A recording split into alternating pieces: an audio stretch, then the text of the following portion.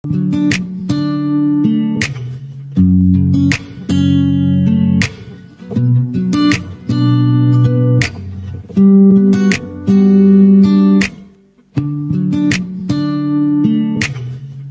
un fuerte aplauso a Dios, hermano.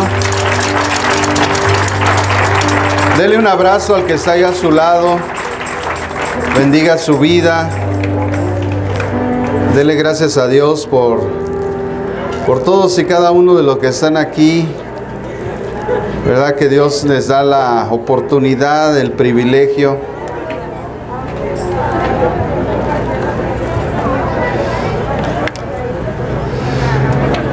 Porque es un privilegio, hermanos, es un verdadero privilegio estar aquí, estar en la presencia de Dios y conocer sus propósitos a través de su palabra, para que Cristo sea formado en todos y cada uno de nosotros.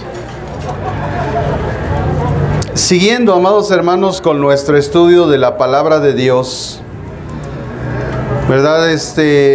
Nunca pretendo que usted reciba un mensaje emotivo o motivador, un mensaje psicológico, filosófico, sino que más bien espero que la palabra de Dios, que es poder, pueda traer a su alma y a su espíritu una transformación. Cuando Pablo le escribe a Timoteo, le dice, predica la palabra. O sea, la encomienda que Pablo le da a Timoteo es que enseñe la palabra. La primera pregunta que surge es, ¿qué palabra? Pues la palabra del Señor Jesús, lo que Él enseñó. Lo que ahora nosotros conocemos como los evangelios. Pero además de todo eso, tenemos la revelación dada por Pablo y los discípulos después a la iglesia, de la palabra de Dios, de tal manera que de una forma más sencilla, más clara, más completa, podemos ahora no solamente tener las palabras de Jesús, sino también compararlas con el mensaje que dieron los discípulos y conocer si todo lo que se dijo es correcto. Así que tenemos una mayor amplitud del conocimiento de las cosas de Dios. Y hoy quisiera compartir, hermanos, a través de dos versículos, que es el versículo 22 y 23 del Evangelio de Mateo, del capítulo 16, porque la semana pasada vimos solamente el versículo 21. Y a través del versículo 21 nosotros vimos el propósito de Dios para la vida de Jesús, lo que continuaba. Como decíamos, Él había mostrado en el capítulo 13 cosas acerca del reino de Dios. En el capítulo 14, 15, nosotros vemos el cumplimiento de lo que Jesús enseñó en el versículo 13. Pero a partir del capítulo 16, nosotros empezamos a ver ya otros aspectos, como que empieza la culminación de las enseñanzas de Jesús en una forma más íntima a los discípulos. Y entonces les revela sus planes. Les dice en el versículo 21, ¿qué creen? Pues tengo que subir a Jerusalén, es una necesidad. Entonces estuvimos viendo esas necesidades absolutas la semana pasada, que si no hubieran tenido cumplimiento, pues Cristo no hubiera cumplido el propósito de Dios. Me es necesario subir a Jerusalén, después sufrir mucho por causa de los religiosos de esa época, después morir y después, por último, resucitar. Eso lógicamente trajo un cambio de pensamiento a la vida de los discípulos, porque ellos, como muchos judíos, desconocían la profecía de Isaías capítulo 53 con respecto al sufrimiento del Mesías, que el Mesías enviado por Dios tenía que sufrir. Y nosotros sabemos que en esta vida todos vamos a sufrir. Porque Jesús no nos dijo mentiras. Él dijo, en el mundo tendréis aflicción, de tal manera que va a haber sufrimiento. Pero ese no es el problema realmente, porque yo veo en la Biblia a un hombre en la cruz, que a pesar que se pasó todo el día, todo el tiempo, de su vida sufriendo, y ese sufrimiento lo traumó, y ese mundo lo agobió con toda su presión, y terminó haciendo cosas malas y perversas, de tal manera que junto con Jesús, 2 hombres estaban siendo crucificados después de la maldad que habían hecho en toda su vida. Pero uno de ellos, en el último momento de su vida, algo le iluminó, de tal manera que cambió su perspectiva con respecto a Dios, con respecto a Cristo que estaba ahí, y al propósito de Dios en su vida. Porque si Cristo vino a buscar y a salvar lo que se le había perdido, pues una vez que nosotros somos encontrados por Dios y somos salvos, pues a menos que tengamos un propósito en el reino de Dios en esta vida para predicar el evangelio, para una cuestión de servicio, como un vaso útil, no tenemos ya nada más que hacer aquí. Pero ahí en la cruz había un hombre que en toda su vida no había hecho absolutamente nada bueno, y que justamente estaba padeciendo lo que estaba padeciendo. De hecho, él lo reconoció. Dijo, yo justamente estoy padeciendo esto, pero él no tiene ninguna culpa. Y en el último momento de su vida fue arrebatado a la presencia de Dios. Fue encontrado en el último momento de su vida. Porque ese es el propósito de Dios. Él vino a buscar y a salvar lo que se le había perdido. Entonces, cuando encontró a este hombre, ¿dónde lo encontró? Jesús lo encontró en la cruz. Y entonces Jesús, al encontrarlo, le dijo, en verdad te digo, hoy estarás conmigo en el paraíso. Y él no había hecho nada bueno en toda su vida. Y sin embargo, la gracia de Dios y su misericordia lo salvó. Y ese, amados hermanos, ese es el propósito de Dios para todos nosotros. Una vez que se cumple ese propósito del ser hallados por Él, ya no tenemos nada más que hacer aquí. Y si Dios nos llama, pues vámonos contentos, porque vamos a una eternidad con Jesucristo.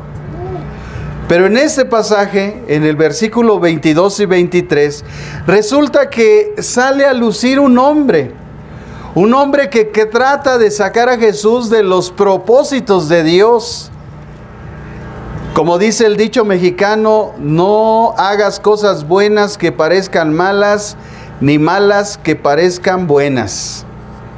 Así que encontramos a Pedro en ese carácter, supuestamente sugiriendo cosas buenas, pero realmente para los propósitos de Dios eran malas. Y entonces dice el versículo 22 de Mateo 16, entonces Pedro, tomándole aparte,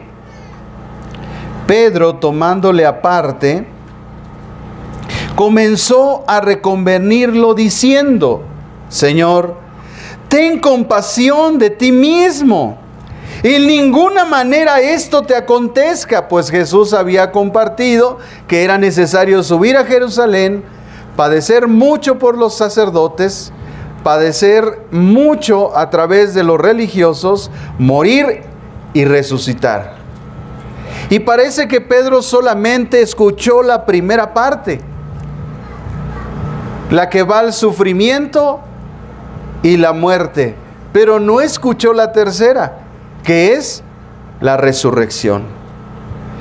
Y entonces, al reconvenirlo, el Señor Jesús voltea y le dice, pero él volviéndose dijo a Pedro, quítate delante de mí, Satanás, me eres tropiezo, porque no pones la mira en las cosas de Dios, sino en la de los hombres. Entonces puse por título, hermanos, a este pasaje, a esta enseñanza: no contradigas a Dios. No contradigas a Dios, porque esa fue la acción que Pedro hizo, diciendo supuestamente cosas buenas que realmente eran malas para los propósitos de Dios. En toda la Escritura, amados hermanos, podemos ver el contraste del punto de vista de Dios y el punto de vista de los hombres. Si nosotros vamos a Isaías capítulo 55, Isaías 55, ahí en el versículo 8 y 9, dice la Escritura: porque mis pensamientos no son vuestros pensamientos, ni vuestros caminos mis caminos, dice Jehová. Como son más altos los cielos que la tierra, así son mis caminos más altos que vuestros caminos, y mis pensamientos más que vuestros pensamientos. Vemos ahí el contraste claramente de nuestra mentalidad a la mentalidad de Dios. Por principio dice Isaías que el pensamiento de Dios, el pensamiento no es el pensamiento de nosotros. O sea, lo que nosotros calificamos como malo, para Dios puede ser bueno. Yo siempre comparo esto como el niño o el joven o el adulto que lo van a inyectar. ¿A cuántos les gustan las inyecciones? No, ni a mí me gustan, hermano. Yo soy toro, no torero. Pero ¿cuántos saben que a pesar de que duelen y lastiman las inyecciones, traen un beneficio? Pero como el ser humano por naturaleza responde al dolor, no quiere sufrir, entonces rechaza el sufrimiento. Pero para Dios es necesario, porque aún Jesús, dice la Escritura, a través de sus padecimientos aprendió obediencia. Es decir, que el sufrimiento en nuestra vida tiene el propósito de parte de Dios que nosotros nos volvamos a Dios a obedecerlo, a ser hallados. El sufrimiento del hombre de la cruz lo llevó a voltear a ver a Jesús, a reconocer sus pecados y ser hallado por Él, por cuanto Jesús le dijo: hoy estarás conmigo en el paraíso. Así que los pensamientos de Dios por principio no son nuestros pensamientos. No creas que lo que tú piensas es lo que piensa Dios. Sus pensamientos, dice el versículo 9, son más que vuestros pensamientos. Porque los caminos de Dios, o sea, el camino por el cual Dios nos quiere llevar, son caminos altos que van hacia los cielos. No son los que se quedan aquí en la tierra. Así que hoy vamos a ver, amados hermanos, dos puntos importantes en el versículo 22 y 23. Primero, en el versículo 22, vamos a ver la declaración contradictoria. En el versículo 23 vamos a ver la oferta del adversario escondida detrás de la declaración de Pedro. La oferta del adversario escondida detrás de la oferta de Pedro o de la declaración de Pedro. Dice el versículo 22: entonces Pedro, tomándolo aparte, comenzó a reconvenirlo diciendo: Señor, ten compasión de ti mismo. En ninguna manera esto te acontezca. El principio, amados hermanos, de la contradicción a Dios es por no ver, entender y aceptar los propósitos declarados de Dios, así como le pasó a Pedro. Jesús acababa de declarar que él tenía que padecer, morir y resucitar. El principio entonces de la contradicción está en que tú y yo a veces no entendemos, no vemos y por supuesto no aceptamos la voluntad de Dios.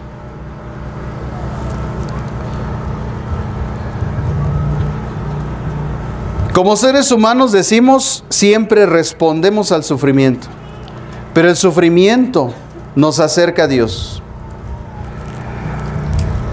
Son las pruebas de la vida, son las circunstancias de la vida las que nos han acercado a Dios.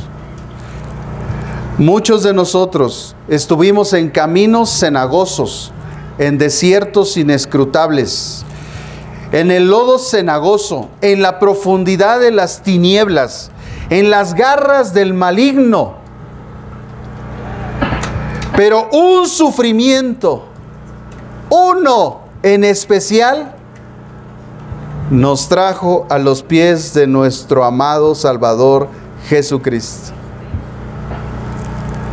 Es mejor sufrir y encontrarlo que sufrir toda la vida y no encontrarlo.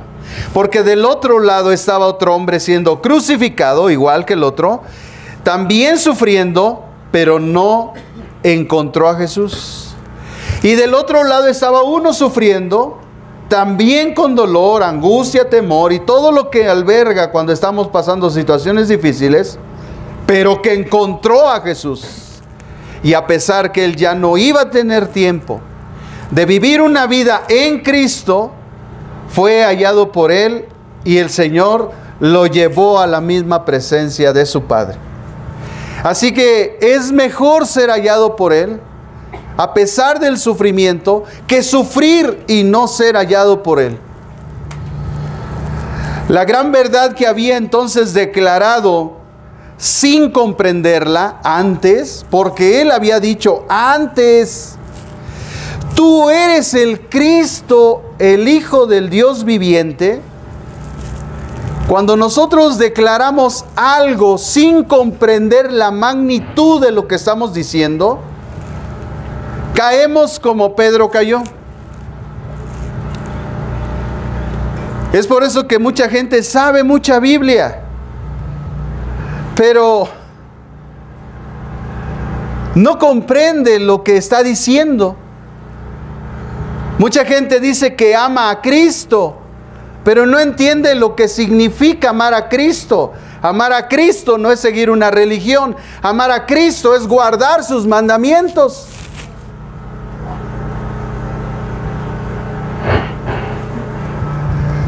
Seguir a Cristo no es venir a la iglesia nada más. Seguir a Cristo es venir a ser discípulo, a ser instruido, a adquirir conocimiento, a servir a Dios, a amar al prójimo y amar a Dios sobre todas las cosas. Es seguir su ejemplo. Es decir, es vivir siendo guiado por el Espíritu de Dios toda nuestra vida. No es practicar una religión. Allá afuera hay miles. Pero no todos los caminos, hermanos, llevan a Dios. Solamente Jesucristo es el camino, la verdad y la vida.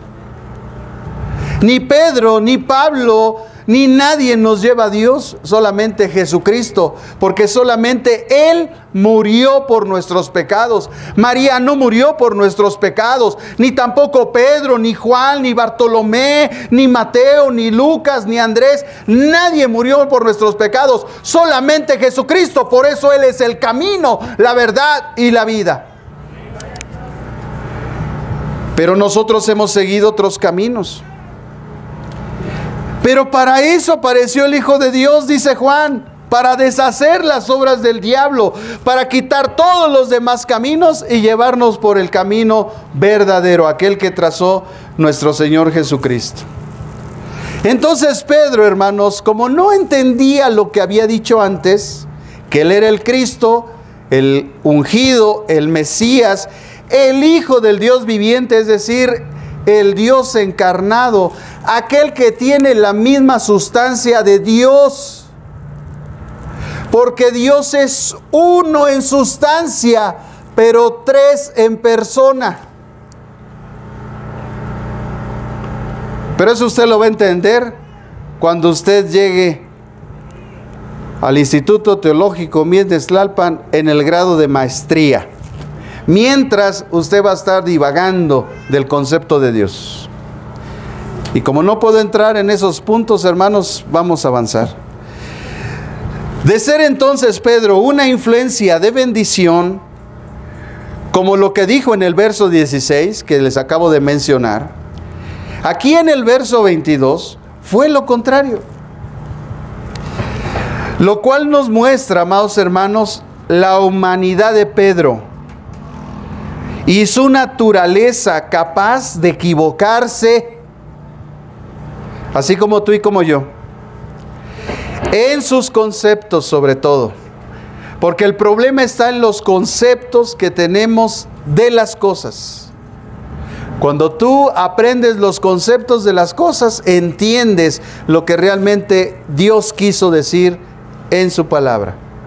Y para eso hay una ciencia teológica llamada exégesis, la cual nos puede llevar a ese propósito. Porque el hombre no es infalible. El Papa no es infalible.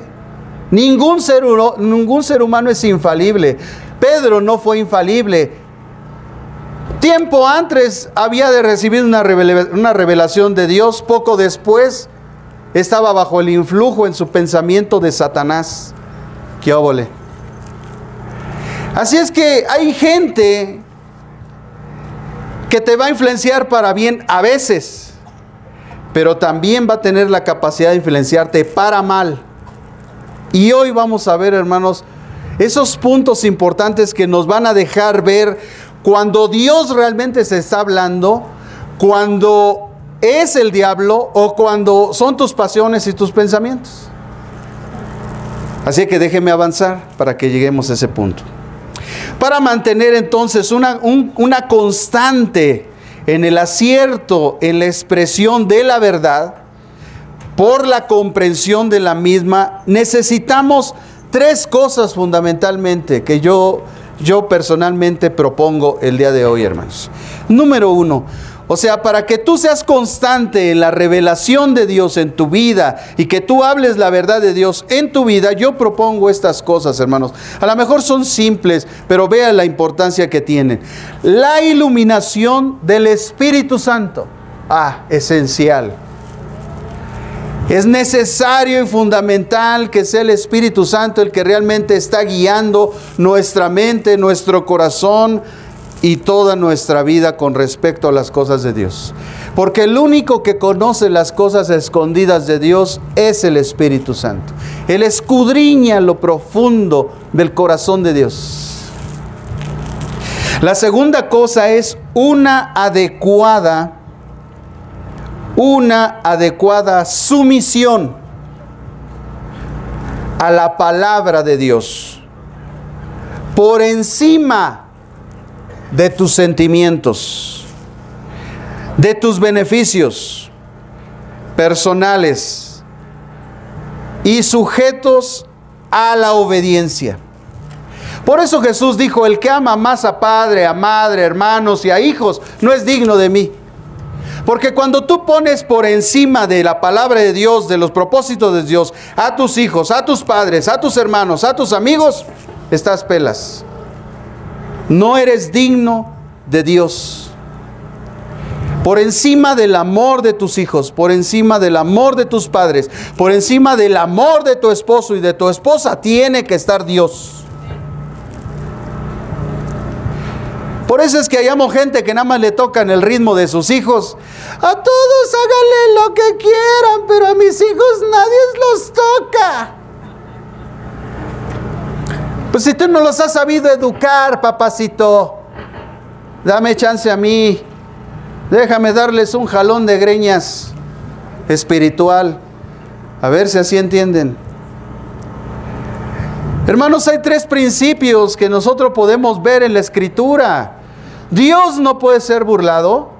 Con el diablo no se juega. Y nada más es cuestión de tiempo.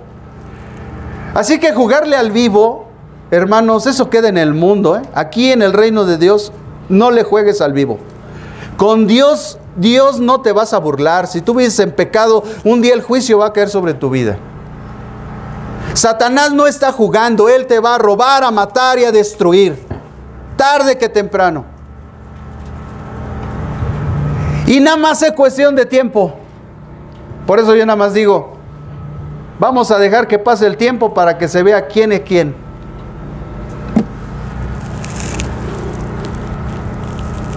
Así que, si nosotros ponemos algo antes que Dios, no somos dignos de Dios.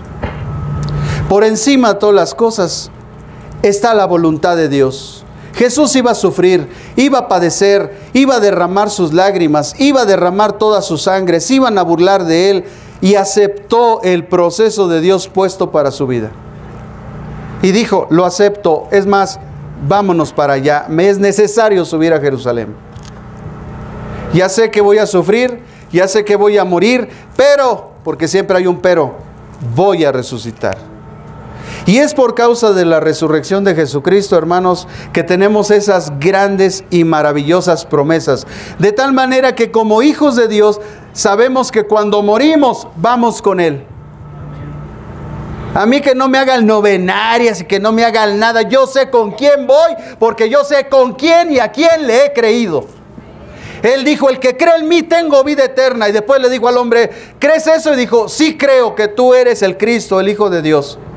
Es lo único que tenemos que decir. Yo sé que tú eres el Cristo, el Hijo de Dios. Yo también como tú no voy a morir jamás. La vida eterna yo ya la estoy viviendo. Pero ¿cuántos tenemos esta convicción?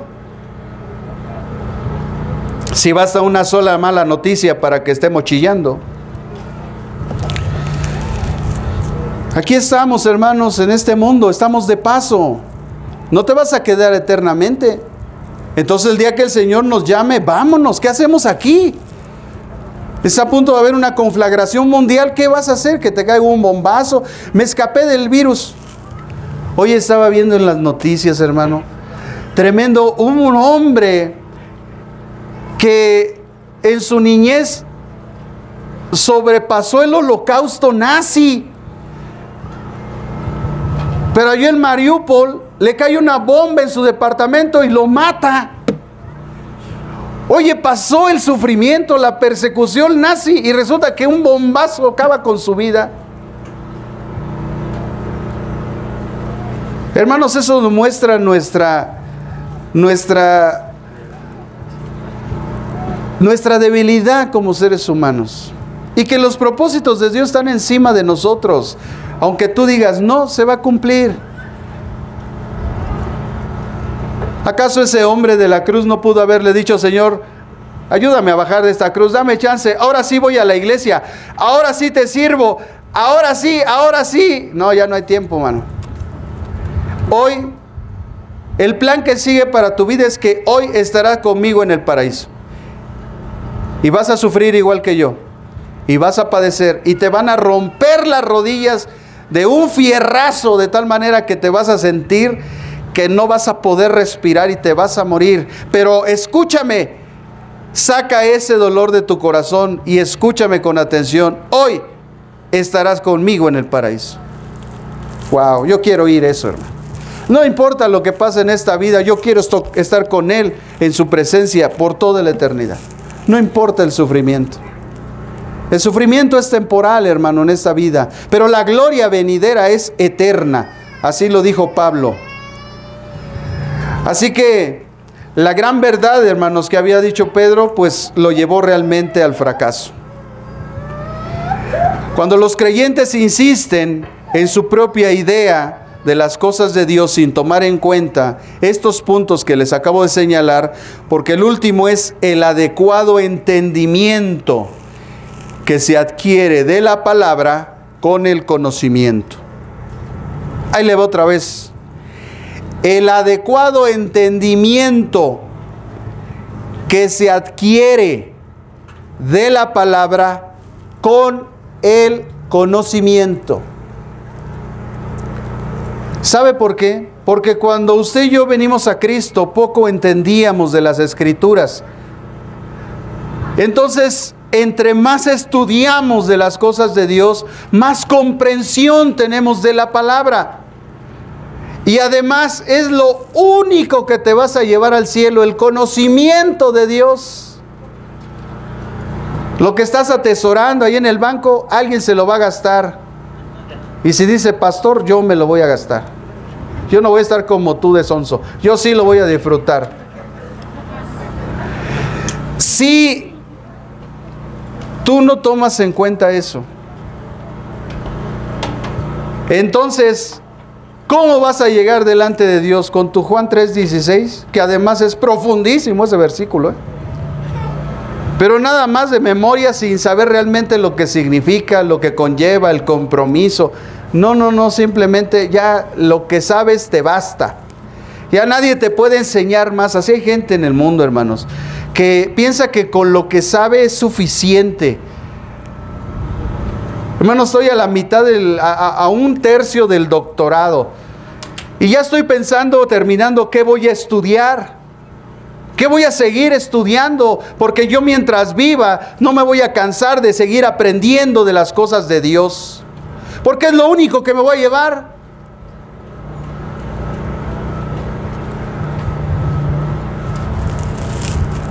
Pero tú ni siquiera quieres venir aquí el domingo temprano a estudiar.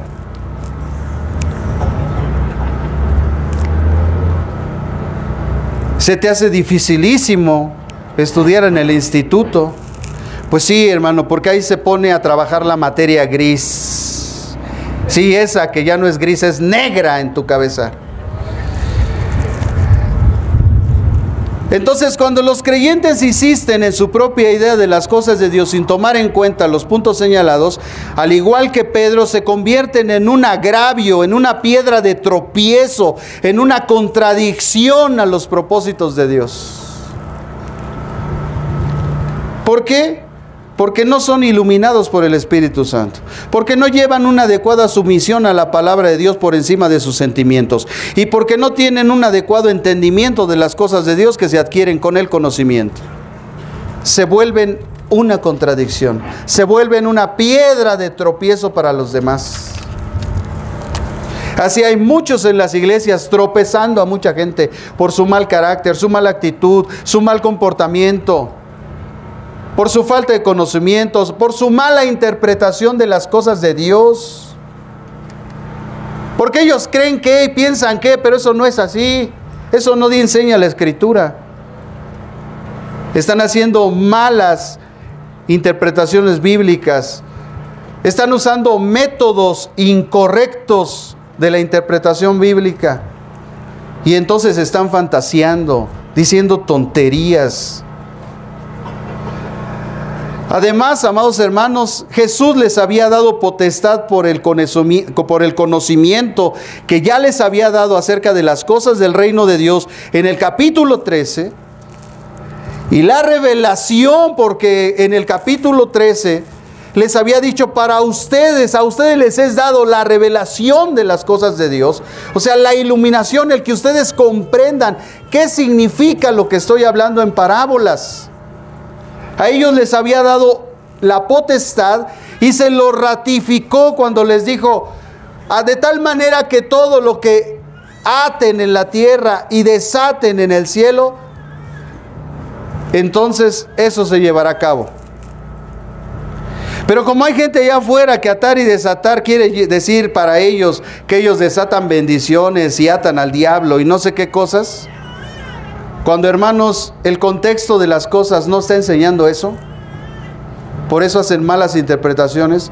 Porque aquí atar y desatar quiere decir declarar lo que es y lo que no es. ¿Por qué? Porque tú y yo tenemos el conocimiento de la verdad. Porque los apóstoles habían recibido la revelación, la iluminación de las cosas del reino de Dios. Y Dios lo único que estaba haciendo a través de Cristo es declararles la potestad. Porque solamente alguien que conoce la verdad puede decir si algo es verdadero o es falso. Ata y desata. Porque esa es una frase de la antigüedad. No es una frase de hoy, de nuestros días. En la antigüedad se usaba en el sentido de declarar lo que es y lo que no es, lo que es verdad y lo que es mentira. En este caso, con respecto al reino de Dios y el evangelio de la salvación que sería entregado a los discípulos. Ah, pero allá afuera hay gente fantaseando. Espero que tú no seas de eso. Y si eres de esos, vente a estudiar, hermano. De verdad, te invitamos al instituto. O sea, ya no sigas diciendo barbaridades. Porque el diablo es muy astuto y te va a engañar. Tu pleito no es con él. A ver, ¿qué parte de la Biblia no entiendes de que Satanás ya fue vencido? Y que dice la Escritura que él fue despojado junto con sus principados, sus potestades. Él fue despojado. O sea, el único que tiene el poder para destruir a Satanás se llama Jesucristo. En el libro de Apocalipsis dice que Jesucristo va a destruir con el resplandor de su boca al falso Mesías y al falso profeta. Y después de que sea atado Satanás por 1000 años y se ha desatado, dice que él mismo lo va a arrojar a las llamas del infierno, a sufrir. No al goce como piensa la gente, a sufrir eternamente junto con todos aquellos que no quisieron recibir el mensaje de Dios. ¿Qué parte de eso no entiendes? Entonces, yo te culmino a que te vengas a estudiar y ya no estés diciendo ni creyendo barbaridades que están diciendo allá afuera, porque se están usando malos métodos de interpretación bíblica. Entonces, se ponen la sangre de Cristo. Entonces hacen guerra espiritual. ¿Contra quién? Si el diablo ya está vencido. Tienes que pelear contra tu carne. Es tu carnalidad la que te lleva al pecado. ¿Cómo te lo puedo explicar? Espíritu Santo, ayúdame. Mira, Jesucristo vino a establecer un reino. Él como rey. Cuando un rey va a conquistar otro reino, trae a todo su ejército. Entonces pelean contra los adversarios. En nuestra época, por ejemplo, por ponerte un ejemplo más actual, cuando hay dos naciones que están peleando, resulta que después que se acaba la guerra o que ya se determina quién ganó, resulta que se descubre que en la tierra hay minas donde cualquier desentendido la pisa y ¡pah! Bueno, pues haz de cuenta que estás en un campo minado. Ya la guerra se acabó. Dios ya venció al diablo por medio de Cristo en la cruz del Calvario. La cruz, hermanos, no fue el fracaso de Cristo como dijo algún individuo allá, supuesto inefable, vestido de blanco, con gorrito blanco en la cabeza. La cruz del Calvario fue el triunfo de Cristo sobre Satanás y la muerte.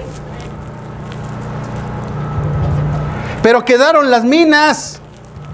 Entonces yo encuentro a mucha gente en ese tiempo que está cayendo en las trampas, que está explotando en las minas, porque no está siguiendo la guianza de Dios para poder saltear esas minas, para no introducirnos en el campo minado, introducirnos por el camino vivo y verdadero que es Jesucristo. ¿Qué le parece ese camino? Mire, todo alrededor está negro, pero el medio está blanquito. ¿Qué tiene usted que hacer? Seguir el camino amarillo. Ay, hermanos. Entonces, Pedro, hermanos, no entendía esa gran verdad profetizada de Isaías 53, como muchos judíos y muchos de nosotros a veces pasa, ¿no? Y entonces comenzó mal. Y al tratar de influenciar a Jesús para que no cumpliera la voluntad de Dios, declarada en Jesús en el versículo 21, se propuso como adversario. Hoy vamos a ver algo bien bonito de esa palabra, hermanos.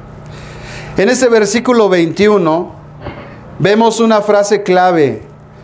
Dice que Jesús dijo en el verso 21, desde entonces, esa palabra subráyela, márquela, porque es clave. Fíjense que en Mateo capítulo 4, versículo 17, cuando Jesús empezaba su ministerio, dice, desde entonces Jesús empezó a predicar, arrepentíos porque el reino de los cielos se ha acercado. Entonces esa palabra yo vi que era clave. ¿Saben por qué, hermanos? Porque anuncia un cambio, anuncia otro proyecto, anuncia algo nuevo que va a hacer Jesús. Entonces en Mateo 4:17, cuando dice entonces Jesús empezó a predicar, y después dice aquí en el verso 21, desde entonces marca un cambio.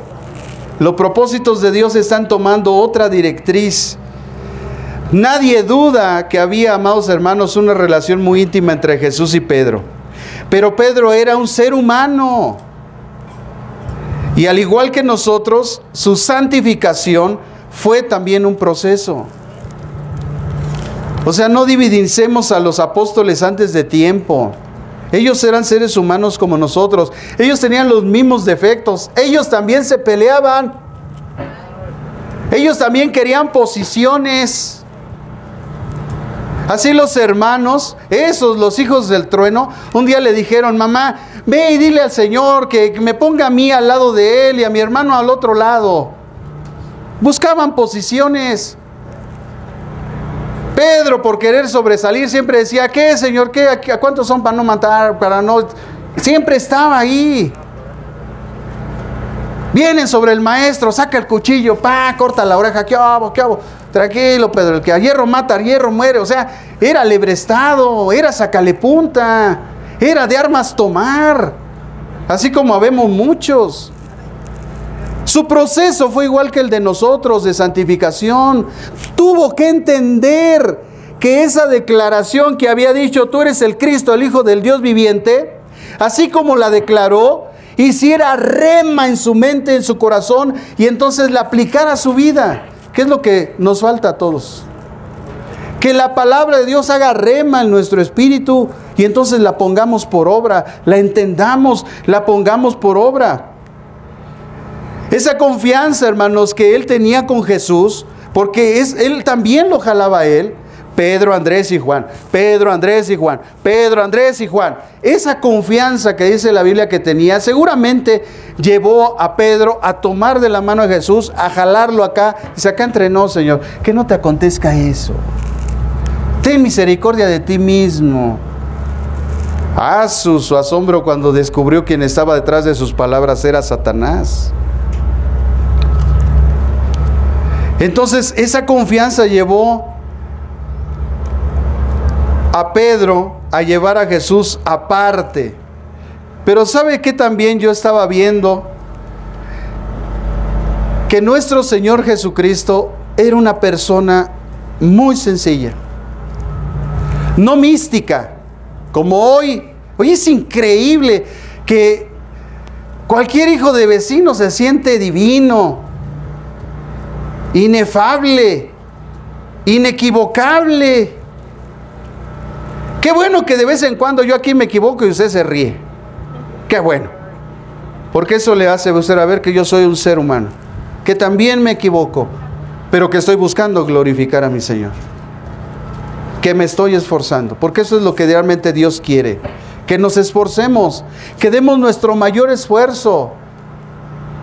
Porque a Él no le importa si llegamos en primero, en segundo, en tercero, en quinto, en el último lugar, como pasa luego de las Olimpiadas, que hay una persona que de repente sufre una lesión. Imagínense ustedes, después de estarse entrenando durante 4 años para que llegue el día de la hora, y a la hora de arrancar, le da un tirón en la pierna. O a media carrera se le acaba el gas y termina así todo sofocado. Entonces vienen otros, lo agarran del brazo y se lo llevan ahí cojeando. Porque lo importante, hermanos, es llegar. No importa cómo tú y yo lleguemos, hay que llegar. Eso es lo importante. A Dios no le interesa en qué lugar llegas, a Él le interesa que llegues. No le importa si en toda la vida tuviste chance de alabarlo, glorificarlo. No, bueno, pues es lo ideal, pero no lo conseguiste. Estás en el último momento de tu vida. Pues Señor, acuérdate de mí cuando entres en tu reino. Llegó en último lugar el de la cruz, pero llegó. Eso es lo que importa. Pero los que tenemos capacidad, también dice Pablo, debemos de correr la carrera como si fuera nosotros los únicos a ganar el premio. Y tenemos que golpear no como el que golpea al aire. No, sino golpear certero, certero, certero. Oye, imagínate un boxeador que le ponen al Canelo y sube a pelear con el Canelo, y ya cuando va acercándose al Canelo cierra los ojos y empieza como remolino. No, pues el Canelito. Adiós, Nicanor. O sea, así está mucha gente, hermanos. ¿Y saben por qué? Por su falta de conocimiento. Está tirándole al aire. ¿Quiere hacer guerra espiritual? ¿Sí? ¿Contra quién?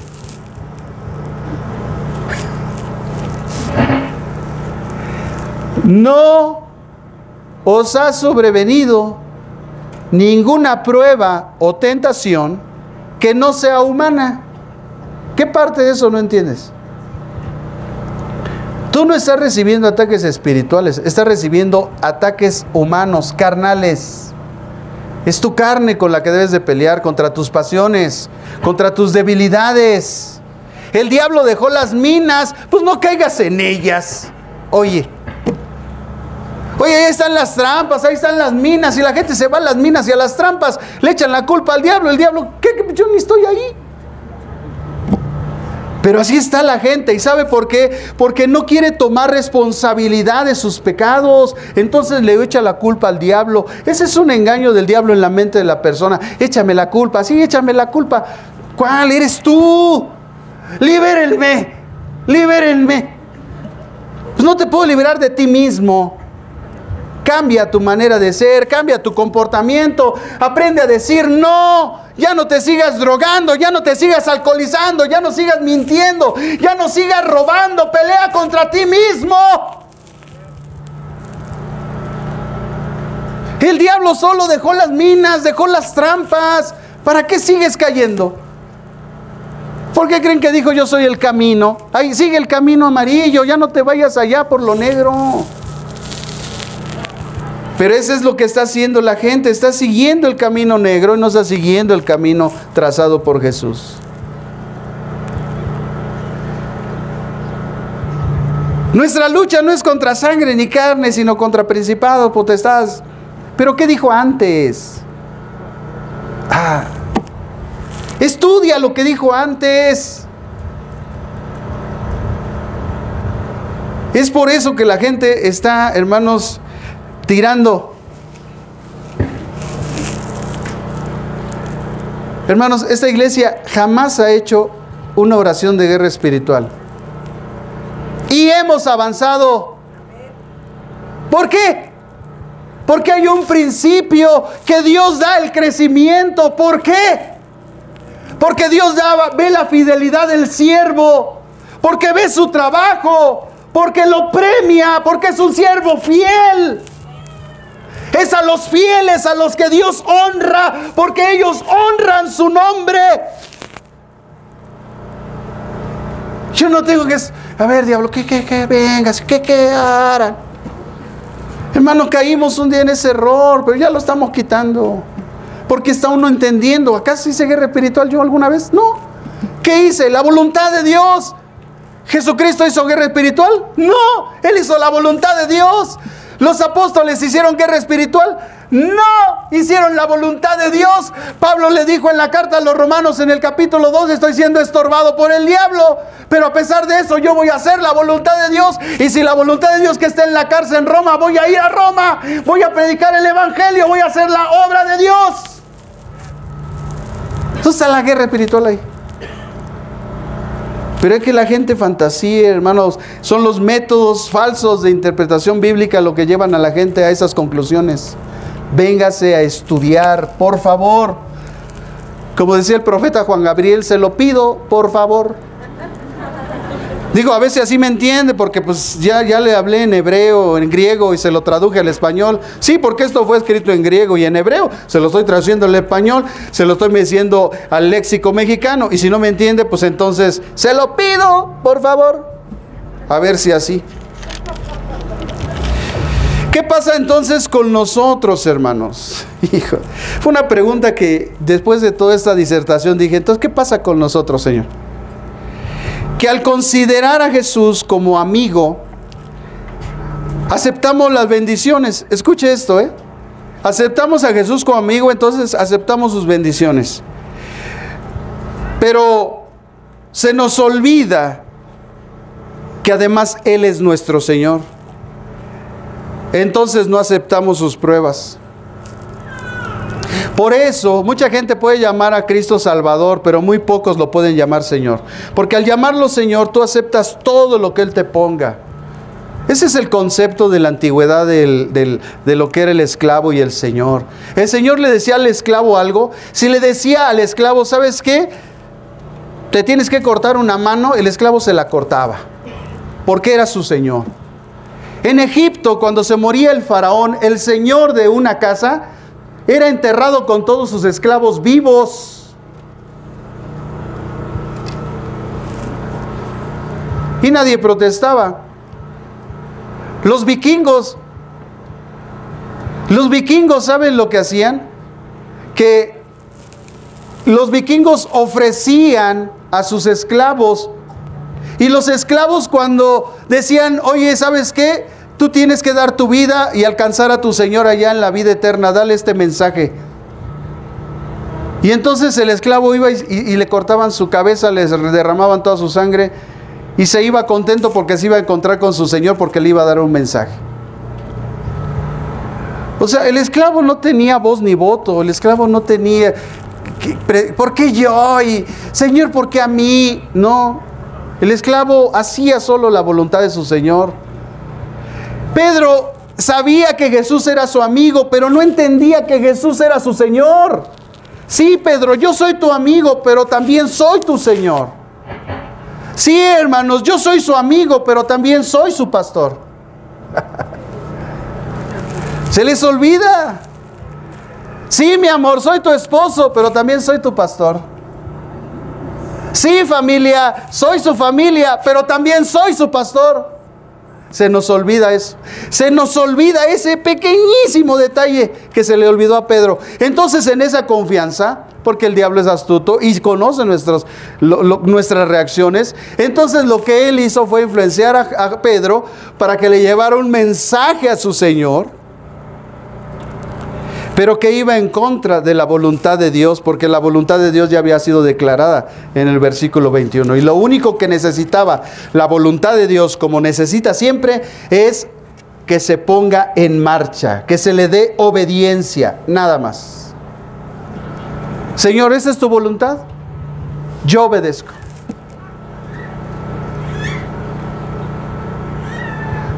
¿A poco crees que el profeta que fue partido a la mitad con un serrucho renunció a la voluntad de Dios? Ahí está el profeta colgado de los pies. Llegaron los dos verdugos, le metieron en medio de los pies una sierra, y de un lado y del otro lado los verdugos le pusieron en su miembro viril el serrucho y empezaron a jalar. ¡Cras! ¡Cras! ¡Cras! Hasta que lo partieron a la mitad. Y el profeta aceptó la voluntad de Dios para su vida.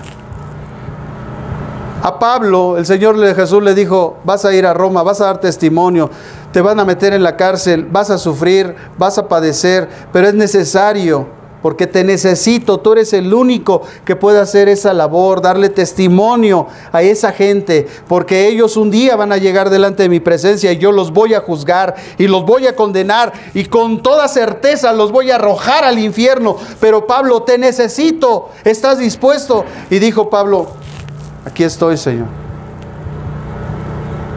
Jesús vino delante del Señor y el Señor le dijo, vas a sufrir mucho, ¿eh? Además vas a morir, pero acuérdate que yo he destinado para ti tu resurrección. Tú eres la primicia de muchos. Es porque Jesucristo resucitó que nosotros tenemos vida eterna. Así es que lo que hizo Jesús no fue cualquier cosa, hermanos. Todo esto, amados hermanos, hay un hombre en la Biblia que sabía esto. Esto va a ser bonito, hermanos. Fíjense lo que dice la Biblia en Job, capítulo 1, versículo 20. Job, capítulo 1, versículo 20. Yo le recomiendo mucho que lea este libro porque es maravilloso, de verdad es hermoso. Y se encuentra un comentarista de este libro, yo se lo recomiendo mucho. En mi caso, sin hacer comercial, ¿verdad? Pero la verdad ha sido de mucha bendición para mi vida. Yo tengo todos los discos de Armando Alducin que hablan sobre este tema de este libro y es una chulada, de verdad. Muchas cosas que uno no entiende, esos siervos de Dios que han estudiado lo explican de una forma maravillosa.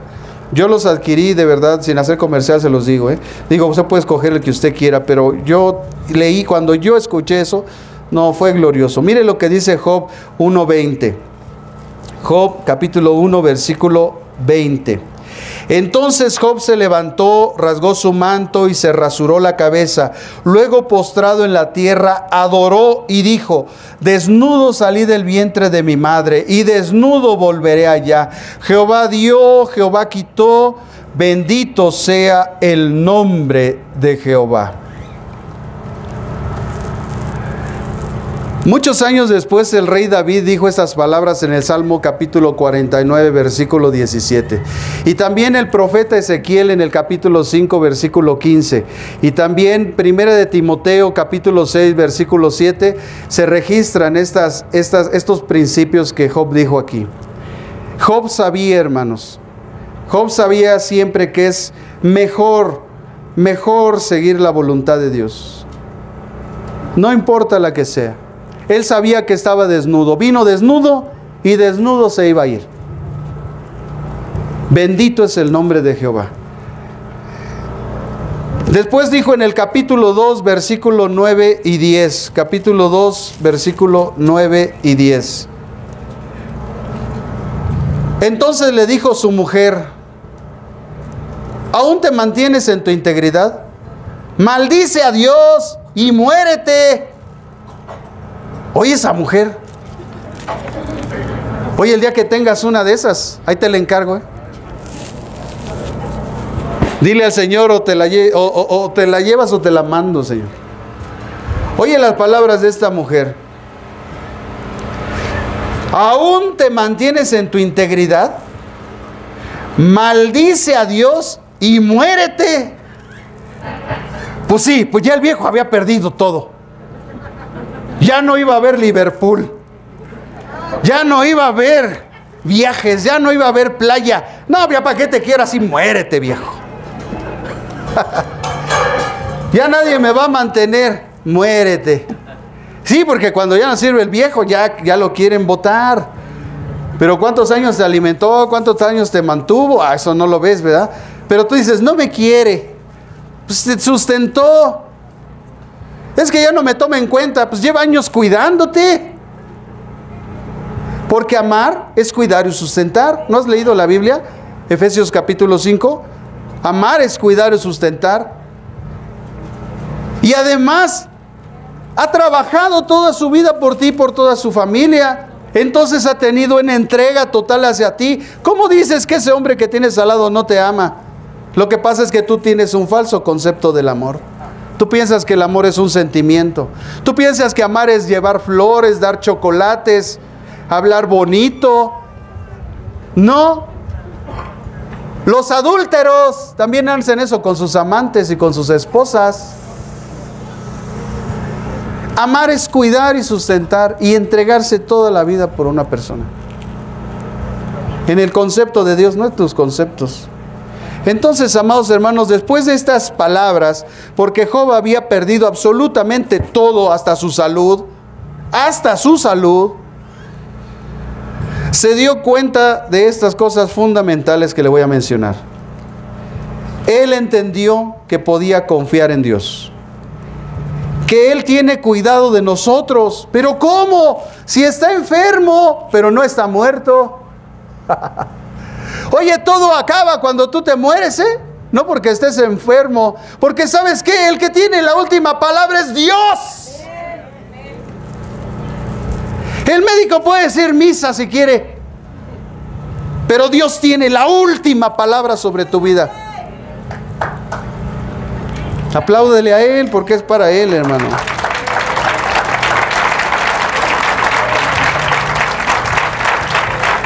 ¿Y sabes qué?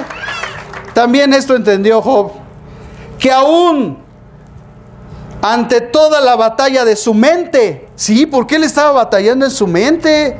Lea Job y va a ver cómo él decía, ¿cómo? Si yo fui bueno, si yo he hecho cosas justas, cosas buenas, ¿por qué Dios me ha abandonado? O sea, todo lo que a veces nosotros decimos. En esa batalla de la mente, nosotros podemos vencer. Pero Pedro perdió la batalla de la mente. Jesús había declarado el propósito de Dios para su vida, que Él era el plan de Dios eterno, Y Pedro contradijo y trató de persuadir a Jesús, influenciado en su mente por Satanás, en su faceta de opositor a Dios. Tenemos nosotros que entender esto, hermanos. Mire cómo esto está bien bonito. Esto lo debe de aprender. Como diablo, fíjese que en la Biblia hay diferentes frases para ese demonio, ese adversario, ese dragón, esa serpiente antigua. Hay diferentes motes. Aquí, en este pasaje, en el verso 23 de Mateo 16, se usó una palabra aramea, que era Satán, que al traducirse, se tradujo como Satanás, porque del arameo se tradujo al hebreo, y en el hebreo es Satán as, se le pone el apócope as. Satán es en arameo, y con as, o sea, Satanás es en hebreo. Y Jesús usó esa palabra, pero mire, como diablo, o sea, cuando se menciona a Satanás como diablo, es en su raíz etimológica, que significa el resplandeciente. La raíz etimológica de la palabra diabolos en griego, diablo, es el resplandeciente. Es decir, que aparenta ser luz. Por eso Pablo dijo que Satanás se viste como ángel de luz. O sea, él aparenta ser luz, pero no es luz, es tinieblas. Él aparenta ser verdad, pero es mentira. Entonces, en su faceta de diablo, él aparenta la luz, es un calumniador. Y su significado de diablo o diabolos en griego es que arroja mentiras, que mete en contiendas a uno contra otro. O sea que cuando tú estás en contiendas con un hermano, con un amigo, con quien sea, es porque el diablo está detrás de todas esas cosas. Y cuando tú lo disciernes, tienes que ir delante de Dios y decirle: Señor, repréndelo. Tú no tienes poder para reprender al diablo, hermano, entiéndelo, por favor. Dice la Escritura que ni aún Miguel, ni siquiera Miguel, el príncipe del ejército de Dios, se atrevió a proferir amenaza alguna contra el diablo, ni siquiera, sino que le dijo: el Señor te reprenda. Si Miguel, ¿qué es Miguel? El príncipe del ejército de Dios, ¿Cómo un ser mortal como tú y como yo vamos a tratar de reprender al diablo? Hermanos, estamos equivocados. El diablo nos está engañando, nos está metiendo en ese terreno que él sabe pelear ahí, pero nosotros no.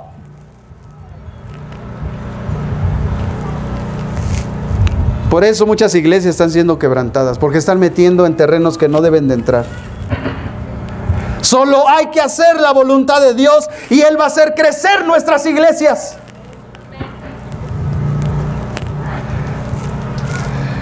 Como la serpiente antigua, escuche esto, es chulada, es el que engaña y es mentiroso. Como demonio, es una supuesta divinidad de maldad, es un genio.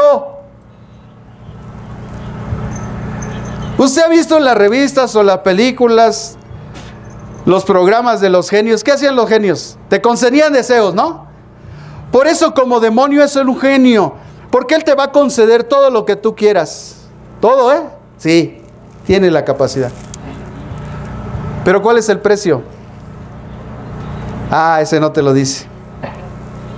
Él te concede los deseos por un precio. Esta palabra daimon en griego significa que él distribuye maldad.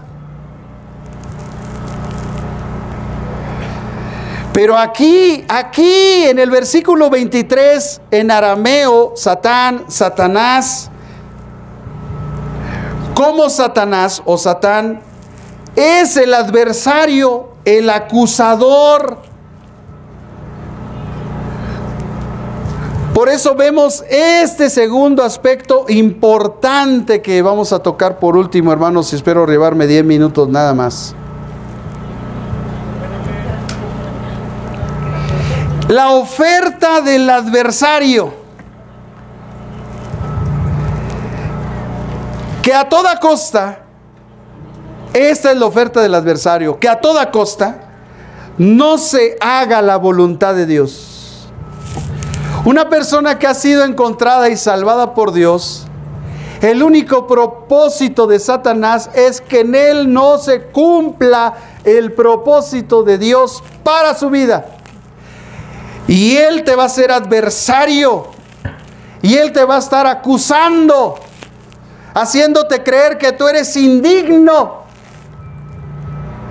que tú no vales nada, que tú no puedes hacerlo, que tú nunca vas a aprender a orar, que tú nunca vas a aprender a leer, que tú nunca vas a entender la escritura. Esa es una mentira del diablo. Esa es la oferta del diablo.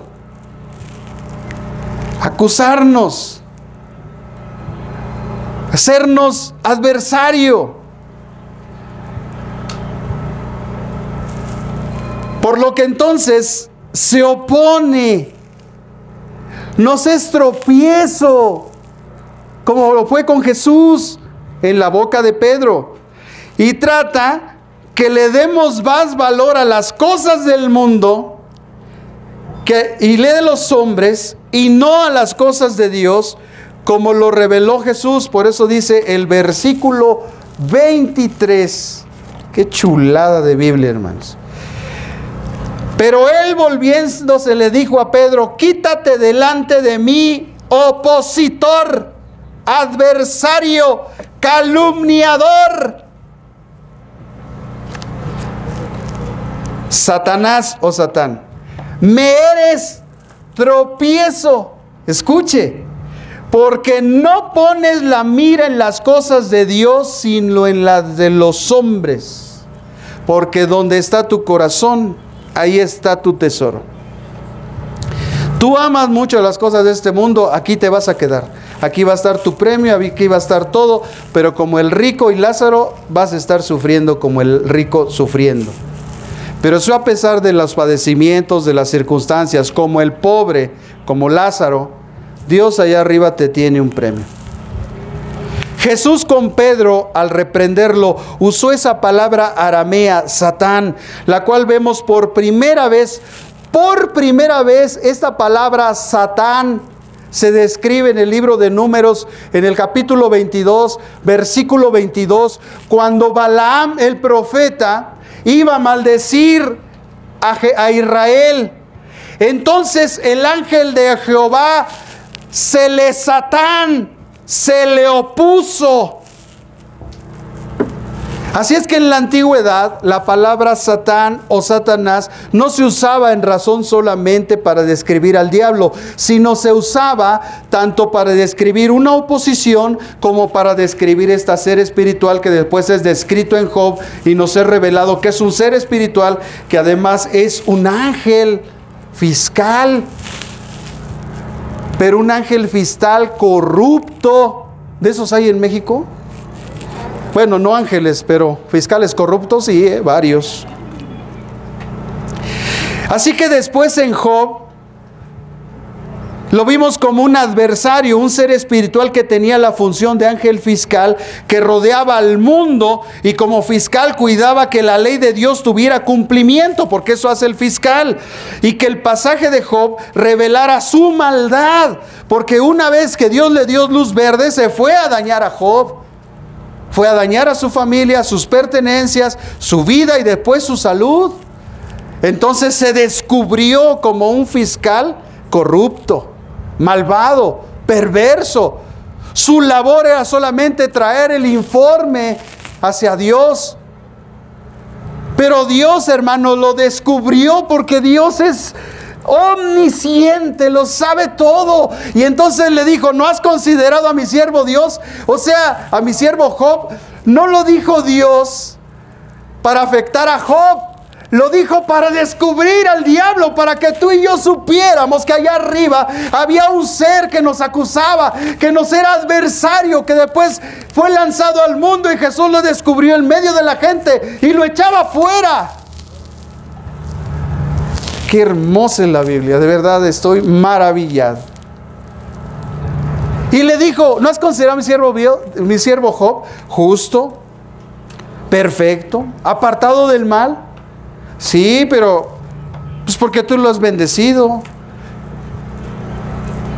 ¿Pero por qué era bendecido Job? Pues por los atributos que mencionó Dios. ¿Tú por qué quieres ser vencido? ¿Nada más por tu bonita cara? Oye Job, escúchame Job, hombre perfecto, justo, apartado del mal, por eso era bendecido. Y Dios lo tenía protegido, por supuesto, porque eso trae la protección. No el que tú estés: me pongo la armadura, me pongo el escudo, como si fuera algo místico, ¿no? Porque el misticismo entra en la iglesia. Ponte el escudo, manita. Sí, hoy yo declaro que tengo el escudo. Cálmate, Chachita y su familia. Nah, no es así. Tú obedece a Dios, cumple su voluntad y todo te es añadido. ¿No Jesús dijo: busca primeramente el reino de Dios y su justicia y todo te es añadido? Ahí entra tu protección. Pero si tú no buscas de Dios, ni el reino de Dios, ni su justicia, porque aparte, la gente piensa que el alimento sólido de la Biblia, el alimento profundo, es la escatología, es el Apocalipsis. La Biblia dice que el alimento sólido es el conocimiento de la justicia de Dios. Así es que una persona madura, eso lo explica Pablo diciendo a la gente que come leche, toma leche, todavía vive peleado con los bautismos, que si hay que bautizarse, si hay que arrepentirse, esas cosas, todavía está peleando ahí. Y le dice Pablo: aprendan la justicia de Dios, ese es el alimento sólido. Lea la Biblia, hermano, ahí dice. Pero la gente piensa que el conocimiento profundo es la escatología, es decir, la ciencia teológica que nos muestra el plan del fin de los tiempos, el Apocalipsis, los casquillos de los caballos. Cálmate, Nostradamus. Hermanos, eso hace la gente ignorante de las cosas de Dios. Aprenda usted la justicia de Dios. Eso es lo que usted necesita saber, para que usted sepa lo que Cristo hizo en la cruz, para que pueda caminar hacia la cruz y para que pueda responder en consecuencia, en el entendimiento de toda esa revelación. Así vemos a este ser entonces corrupto y diabólico y maligno y todo lo que dijimos anteriormente, hermanos. Porque en Job capítulo 1, versículos del 6 al 12, y nosotros en el 13 al 19 vemos la afectación de Satanás. En el versículo 20 y 22 la respuesta de Job manteniendo su integridad hacia Dios a pesar de las pruebas. En Job 2 del 1 al 7 vemos la insistencia de Satanás ante Dios buscando perjudicar a Job a toda costa. ¿A quién? Al hombre justo, al hombre perfecto. Pero ahorita te voy a echar un vistezote a ver si no te atragantas. ¿Cuántos justos hay aquí? ¿Job era justo? Bueno, vaya haciendo cuentas. Ponga su mano izquierda acá, Job, y acá usted. ¿Cuántos son justos aquí? Y acá está Job, ¿no? Ya, uno y uno, 1 a 1. ¿Cuántos perfectos hay aquí? ¡Sí! Oye, si estamos en el camino de la santificación, somos perfectos. Todavía no llegamos a la meta, pero mientras sigamos caminando por ahí. 2-2. Hijo, está bueno el partido, ¿no? 2-2. Apartado del mal. ¿Cuántos hay aquí apartados del mal? ¿Les creemos? Sí, hermano, porque no estamos por nuestros méritos, estamos por los méritos de Jesús. 3-3. ¿Cómo quedó el partido, Señor? 3-3. Sí, le tengo una mala noticia. A esos el diablo persigue. Y contra ellos el diablo insiste para que sean destruidos. El diablo insistió con Job. ¿No crees que le dañó sus tierras, mató a sus hijos, le quitó todo, mató a sus siervos, todo lo destruyó? Pero todavía regresó y dijo, yo quiero su vida. Entonces ahí leemos la propuesta de Satanás, hermanos. Ahí nosotros descubrimos la propuesta del adversario. Dice la Escritura en el libro de Job, en el capítulo 1. Ahí está la propuesta. Eso es lo que dice el diablo de nosotros, ¿eh? Yo no sé, de mí no, hermano. No sé si de usted, pero de mí no. La verdad, yo zafo y toco madera. Qué bueno que aquí tengo la madera. Job capítulo 2, versículo 4. Escuche la propuesta de Satanás, hermano. Eso es lo que piensa de usted y de mí. Ahí subráyelo, márquele y póngale ahí, si en su Biblia cabe, póngale. Esto es lo que piensa el diablo de mí, pero cuernos. Respondió Satanás a Jehová y dijo, piel por piel, escuche, todo lo que el hombre tiene lo dará por su vida. Todo lo que el hombre tiene lo dará por su vida. ¿Y cuánta gente, hermano, que está enferma y tiene problemas, situaciones, entrega su vida? Porque va a consultar al brujo, al hechicero, al santero. Busca la esperanza en los lados oscuros más que en la confianza a Dios. El diablo piensa que tú y yo somos capaces de hacer lo que sea con tal de no permitirnos el sufrimiento ni morir. Pero él es un mentiroso. Porque la Biblia nos muestra a los hombres de Dios que entraron en el proceso de la santificación, que estuvieron dispuestos aún a dar su vida por aquel que los amó desde un principio. Y eso somos tú y yo. Estamos dispuestos a cualquier cosa por nuestro Señor, no por la oferta del diablo, no por cancelar el propósito de Dios en nuestra vida. Eso jamás se lo permitiremos al diablo.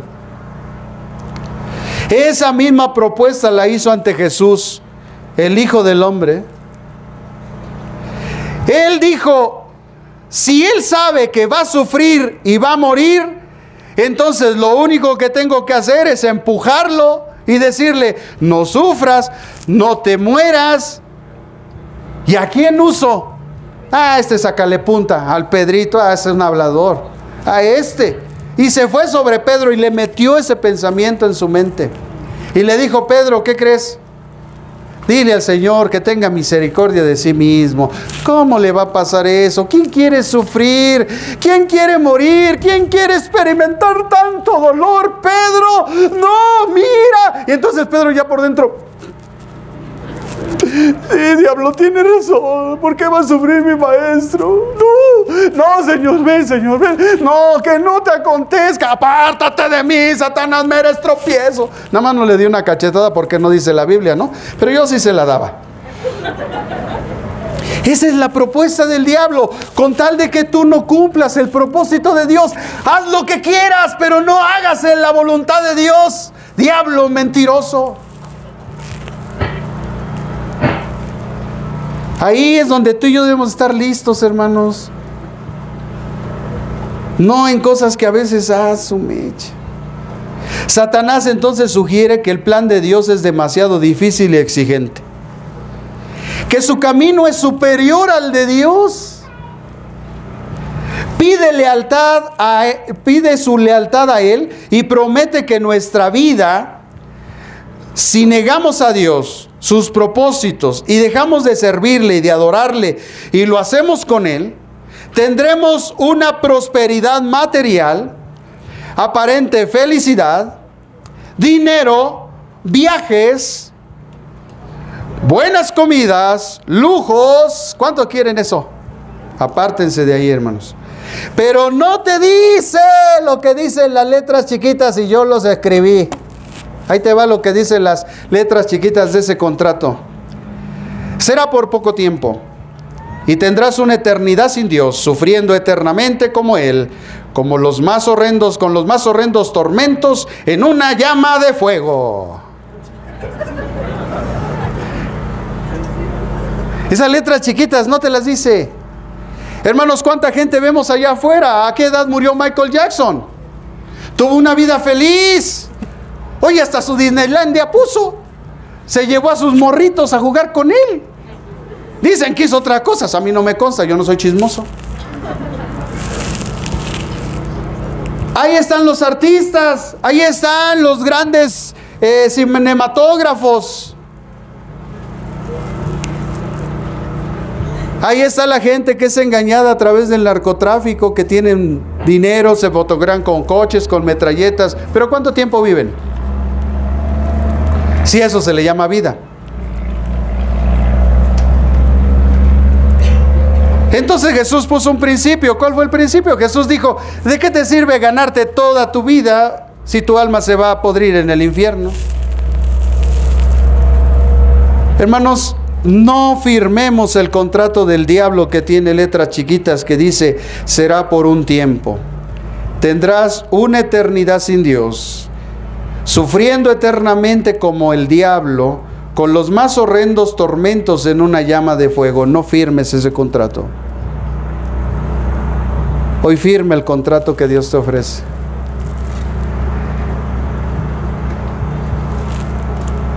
Es un contrato, amados hermanos, que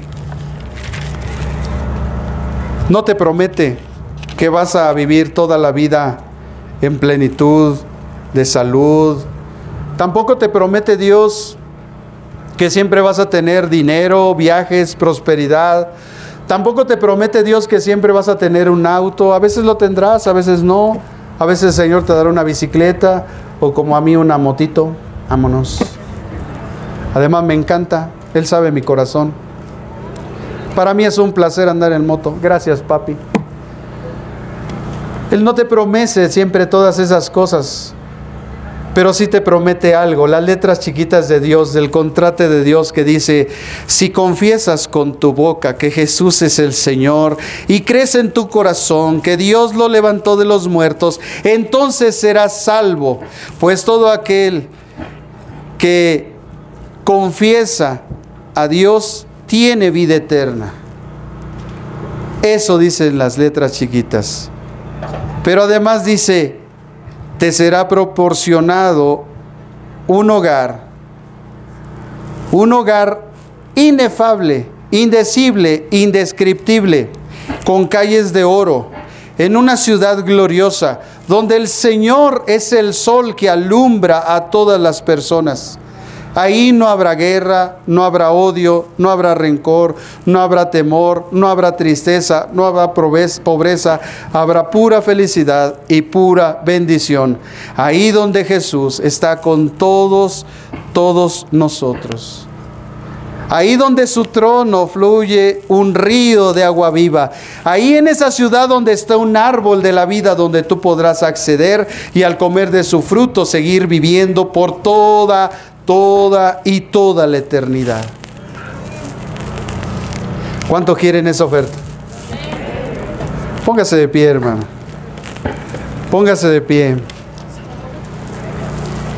Esa es la oferta de Dios. Hoy le he mostrado el contrato de Dios y el contrato del diablo.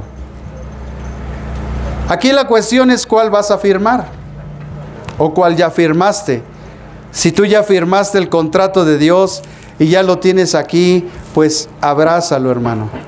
Abrázalo, porque ese contrato un día tendrá cumplimiento. Es más,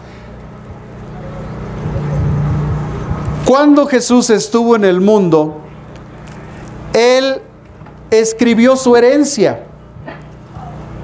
Su herencia la dejó en un testamento, por eso se llama Nuevo Testamento, porque el Antiguo Testamento se canceló. Es el testamento del pacto mosaico el que se canceló, porque ese testamento fue incumplido por el pueblo de Israel. Entonces Dios hizo un nuevo testamento con los judíos, porque todos los pactos están hechos con los judíos. No hay ningún pacto con los gentiles. Están hechos con los judíos. Pero en la fe de Abraham, la bendición de salvación de Abraham alcanza a los gentiles, porque en él serían benditas todas las naciones de la tierra. Y Jesús dejó ese testamento. Y lo dejó escrito en Juan capítulo 1, diciendo: a los míos vine, pero los míos no me recibieron. Pero a todos los que me reciban, a los que crean en mi nombre, les voy a dar potestad de ser hechos hijos de Dios, los cuales no son engendrados por voluntad de carne ni de varón, sino de Dios. Entonces un día accedimos a ese contrato. Y yo no sé tú, pero yo ya lo firmé. Firmé un día de mi vida ese contrato. Primero arrepintiéndome de todos mis pecados, porque yo sabía y consideré que había ofendido a Dios de una forma muy grave a los ojos de Dios.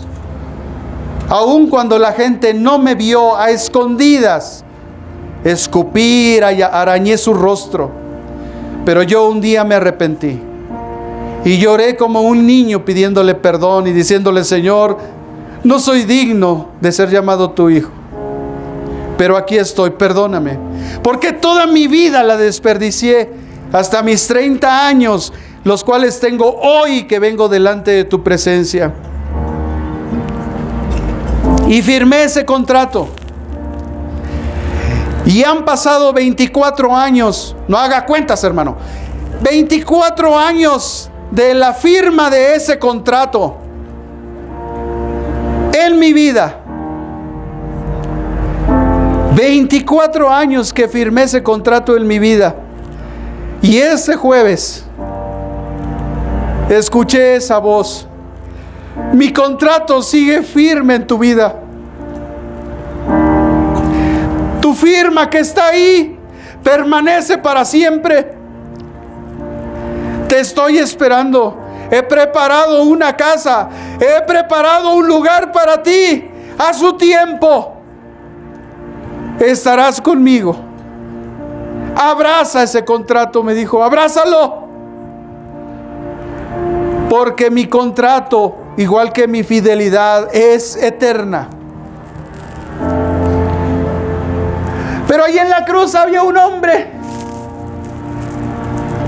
que firmó un contrato y rápido tuvo cumplimiento. Pasaron solamente unas horas. Yo llevo 24 años esperando que ese contrato, un día que llegue a la presencia de Dios, le diga: Señor, aquí está mi contrato, lo vengo a canjear. Quiero mi casa, quiero mis bendiciones, quiero ver a mi madre, quiero ver a mi hermano, quiero ver a los que se adelantaron, quiero este contrato que se haga feasible. Yo quiero ese día.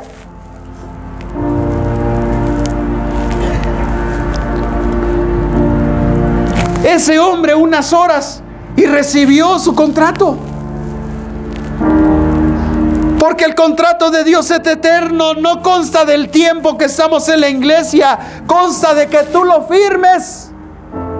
Y si tú ya lo firmaste, tienes que tener una gran esperanza en tu corazón.